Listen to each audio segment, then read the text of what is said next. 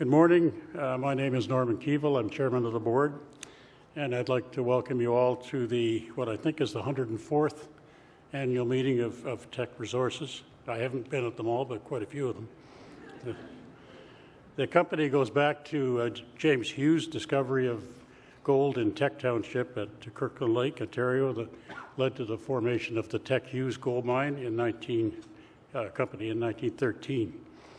And we go even farther back because our predecessor company, Cameco, its predecessor, started a few years earlier. It's been quite a storied history, with many stories to be told and many more to come. And some of those stories, in fact, are going to be published this fall. I'd like to start by introducing a few people in the audience who've been a big part of that history. And I want to start with Bill Berge. Bill, could you stand up? Bill's a bit deaf and probably can't hear me, but if someone could prod him, we'd recognize him. There he is. And Bill was on the diamond drill that discovered the original high-grade Temagami copper mine that got this company started in its present form. And more importantly, he also discovered the Bull Moose coal mine in British Columbia some years later. He's one of the few multi-mine discoverers in the business, and it's fair to say without him we wouldn't be here as a company today. Another special person is David Thompson, who I hope is here. I know he's coming to lunch. David, are you here? David retired as a Teck director 10 years ago. He was a key executive of Teck for many years, helping to save our bacon in the severe 1981 recession. And he was the lead player in putting together the plan to consolidate the Canadian coal business in 2003.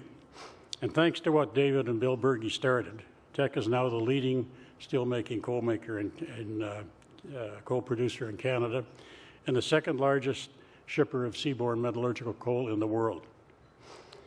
And I'd like to recognize Keith Steeves. Keith, would you stand up?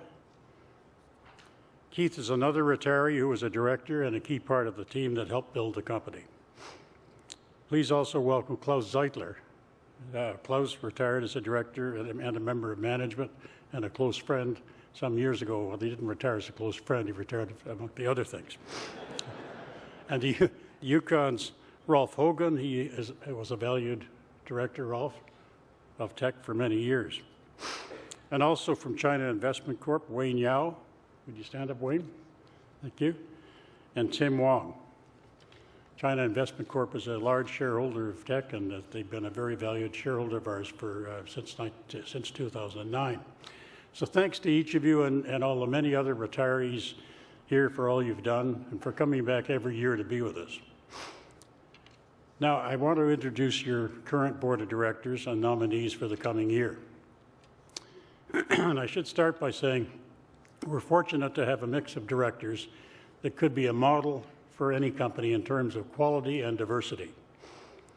Diversity these days is often used in a gender sense, and three of our nominees are women, each bringing a particular talent in finance and economics. One new nominee, Ms. Una Power, also has a lot of pertinent experience in the oil business through her work as a past CFO of Nexen. But it's diverse in other ways, too. Two of our directors are Japanese, one is Chinese, and one is from India, giving us a worldview we might otherwise not easily have. And 7 of our 14 directors are professional engineers, of which 5 have run major mines or mining companies in their careers, and another has been a senior executive in the oil sands. That experience, too, is invaluable, and I wish you could have been at our board meeting this morning when we were going over the design and engineering procurement contract for our imminent QB2 mine in Chile, because the experience of the mine operators, the mine engineers on that board was just invaluable. Our management guys did a tremendous job, and the feedback between them was just outstanding. And there's been a board renewal process going on for a number of years. 9 of our 14 directors were elected for the first time within the last 6 years, while 4 have been members for 10 years or more. So the combination of new blood, along with others with long-time experience in the business, seems to be a good mix, bringing both diversity and strength. We do have one director retiring this year, Jack Cockwell. Jack, would you stand up? Jack is well known as an icon in the Canadian business community, and he's been a board member since 2009. He joined us right after the global financial crisis, and his contributions then and ever since have been invaluable. He's been a strong, quiet advisor to Don Lindsay, to me, and to the rest of the board ever since, and I'm sure his counsel will still be available to us as we go on. And in fact, he has told me he will attend our strategic planning meeting in June as a guest. Jack? Now I'd like to introduce the nominees for the coming year. At the head table are Don Lindsay, the President and CEO of Teck, Warren Seifert, who is Vice Chair and Lead Director. Warren, as a lawyer, is the final element on our diversity board.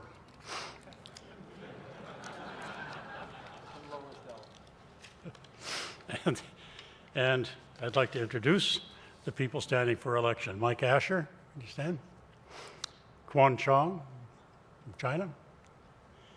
Laura Totori Atanasio. Ed Dowling. Aiki Fukuda. Norman Keevil III. Takeshi Kubota.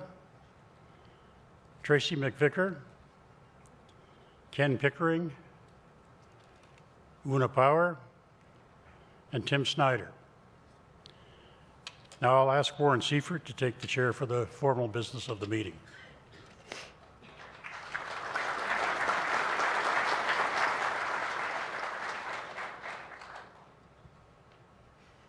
Thank you, Norm.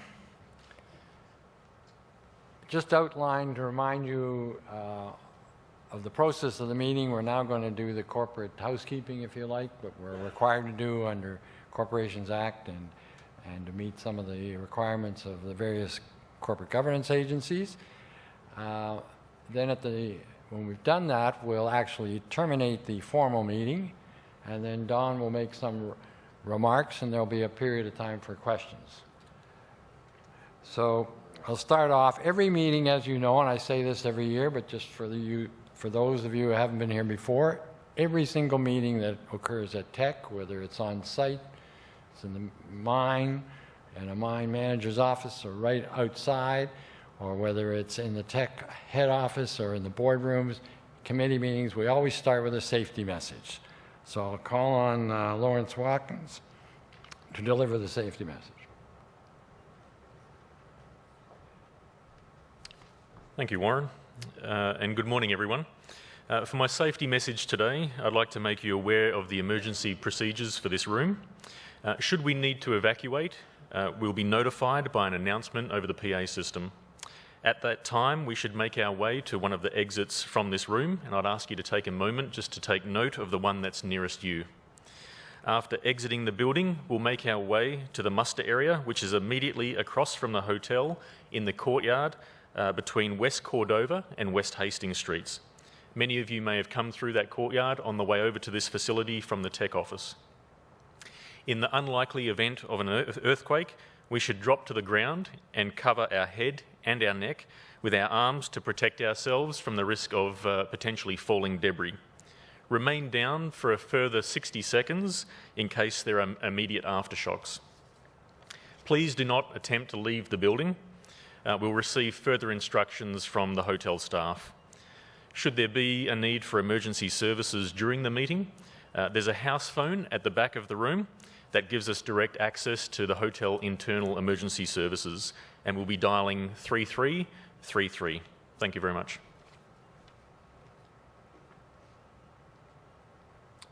Thank you. Okay, and we'll start the formal business. First item is, as chair, I appoint Mrs. Karen Dunphy, the #1 corporate secretary in the world, to be secretary of the meeting. Secondly, I will introduce Mark Patterson and Lana Kirk from PwC, our auditors. They're present. Thank you. And then another appointment, I get to appoint Tricia Murphy and Van Bott of CST Trust Company as scrutineers. And you're in the room, usually on this side. Thank you. The meeting will now formally come to order. It constitutes a full and proper legal meeting.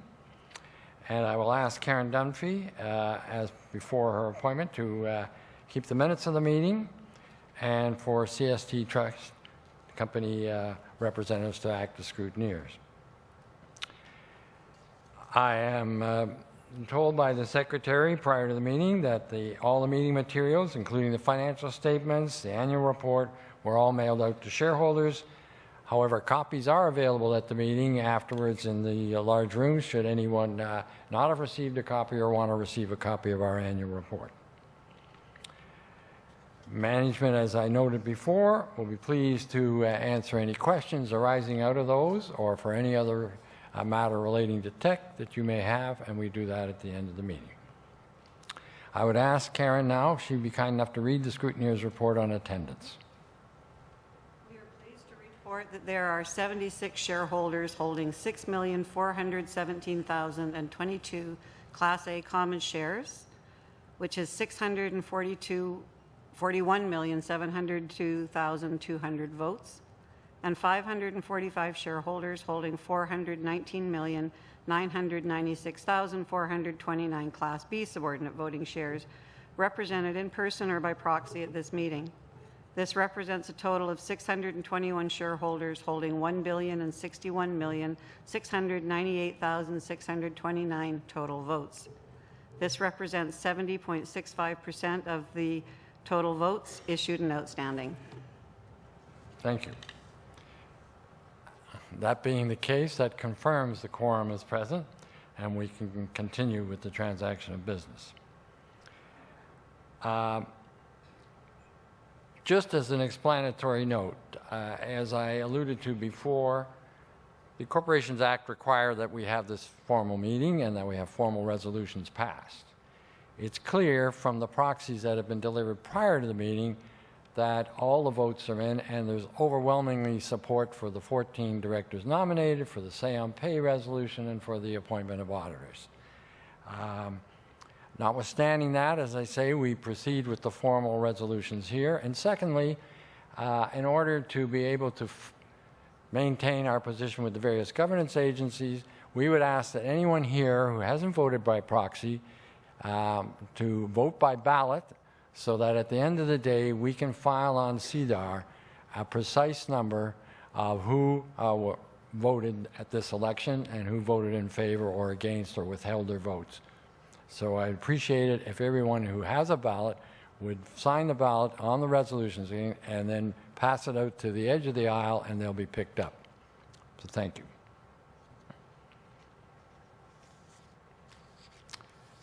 So we'll start. And the meeting is now open for a nomination of directors. There's 14 directors that are to be elected, and they will hold office until the next annual meeting. So I have a motion. Thank you. Mr. Chairman, I nominate each of the following persons to hold office as a director until the next annual meeting or until his or her successor is duly elected, unless his or her office is earlier vacated in accordance with the bylaws of the corporation. Mayank M. Asher, Quan Chong, Laura L. Dottore Atanasio, Edward C. Dowling, Aichi Fukuda, Norman B. Keevil III, Takeshi Kubota, Donald R. Lindsay, Tracy L. McVicker, Kenneth W. Pickering, Una M. Power, Warren S. R. Seaford, and Timothy R. Snyder. Thank you. Do I have a seconder, please? Thank you, Ken. So as a formal matter, I ask any other nominations from the floor. Seeing none, we'll proceed. As the number of nominees does not exceed the number to be elected, I declare that the directors just nominated are elected to your board of directors for the upcoming year. They will serve in that position until the next annual general meeting next April, or until, if something occurs, until their successors are appointed. But we don't allow anything to occur to our directors during the year, so they'll all be here. Second motion is to appoint auditors, and to set the, to authorize the directors to set the remuneration. A motion, please. Mr. Chairman, I move that PricewaterhouseCoopers be appointed auditor of the corporation until the next annual meeting or until their successors are appointed, and that the directors be authorized to set the auditor's remuneration. Thank you. Do I have a seconder? Thank you, Tim. As with the first motion, I remind you that if you have a ballot, just please fill it in. We'll pick it up at the end of the meeting, and that'll be reported on CDAR. In view of the proxies that we've already received, it's clear that the motion passes, and the auditors are hereby appointed. Now, consistent with past practice, as you know, we have a say-on-pay resolution, and that's put forth. It's an advisory say-on-pay, and it's all set out in your notice of your meeting, and I would look for a motion to that effect to approve that say-on-pay resolution. Mr. Chairman, I move that on an advisory basis and not to diminish the role and responsibility of the Board of Directors, that the shareholders accept the approach to executive compensation disclosed in the corporation's management proxy circular delivered in advance of the 2017 annual meeting of shareholders. Thank you, Colin. Do I have a seconder? Thank you. I advise that that motion is passed because I myself have been advised that in excess of 90% have voted in favor of that say-on-pay resolution by the proxies, and that means that it's overwhelmingly supported. So thank you. Now, those are the ballots that I'm still searching for. If they could be passed to the end of the road, they'll be collected by the scrutineers. And as exciting as this part of the meeting is, I declare that this part of the business session, the formal session of the meeting, is hereby finished and terminated.